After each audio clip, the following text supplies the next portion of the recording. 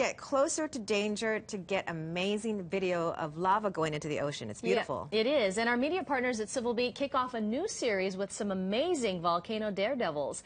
Joining us live over Skype is civilbeat.com reporter Chad Blair. Good morning, Chad. Good morning, Jill and Mahia. Okay, we absolutely love this story. Why don't you tell us about these daredevil volcano shooters? Well, first, let me give credit to Joe Rubin, our videographer, for putting this piece together. But this is a young couple. They're photographers. They live on the Big Island, and this is how they make their living, taking these amazing shots. Joe Rubin asked the couple, "Are you guys crazy?" And basically they acknowledge that it takes a very special person to do this. You can see the full report and meet the couple themselves on our site, civilbeat.com. Well, Chad, I have to ask you, I mean, you see those people in the water. Isn't the water boiling where the lava is going into the ocean? I've never actually swam in the water near the lava, but I am told that it can get quite hot, and in fact, it is very dangerous. You can die from that. I don't know why those guys are doing that. Wow. Okay. Well, they Stunning have video. some amazing video. We'll give them that. All right. There's some other stories that's pretty interesting here. A certain weed killer that's being used, but it's not being checked in our waters. Is that right? That's right. It's called Atrazine. It's an herbicide. We used it on sugarcane and pineapple and other crops. And the problem is it can cause reproduction challenges for amphibians and for fish, even birth defects. Unfortunately, we're not really testing for this in our rivers and our streams and so forth. We do test drinking water, but not these other waters.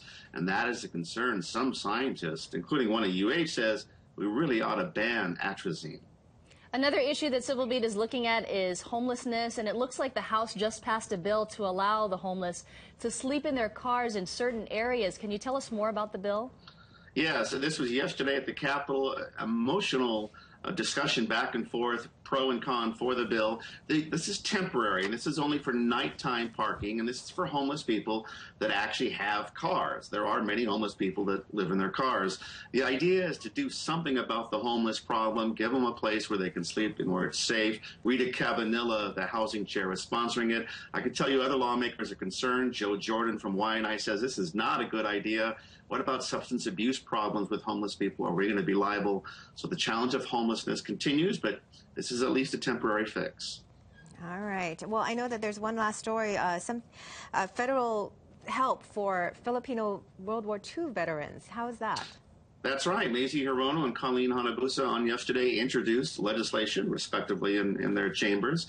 And the idea is to reunite families from the Philippines with these veterans who served during the war. The problem is, as time is running out, something like 250,000 of these folks served during the war. Only about 6,000 are still alive. They're in their 80s and 90s.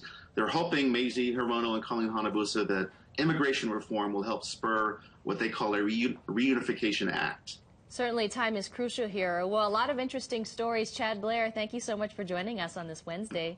Thanks for reading KITV. Whoops, Civil Beat. And KITV, And too. KITV. Thanks, Chad. Thanks, Chad.